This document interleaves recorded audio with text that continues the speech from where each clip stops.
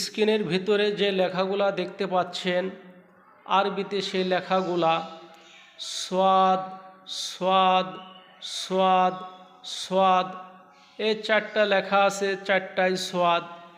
এই লেখাগুলো যদি লাল কালি দিয়ে, যে কোনো কালি দিয়ে, যে কোনো কলম দিয়েই এই লেখাগুলো লিখে একটা মাদলিতে ভরে মোম দিয়ে আটকায়া শিশুর গলায়, যে কোনো মানুষের গলায় অথবা হাতে অথবা কোমরে যদি বেঁধে দেওয়া যায়, সেই মানুষ সমস্ত আগুন থেকে হেফাজত থাকবে, সমস্ত পানি থেকে হেফাজত থাকবে এবং সমস্ত শরীরের ক্ষতি থেকে হেফাজত থাকবে। সে সর্বদিকে সে ভালো থাকবে।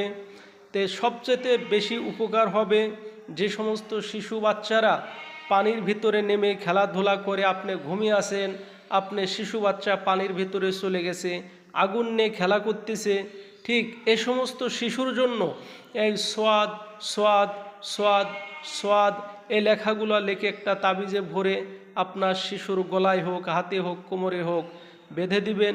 তাহলে আপনার শিশু, আপনার সন্তান, আপনার বাচ্চা সমস্ত আগুনের ক্ষতি থেকে, সমস্ত ঝড় তুফানের ক্ষতি থেকে, পানির ক্ষতি থেকে আপনার শিশু ভালো থাকবে।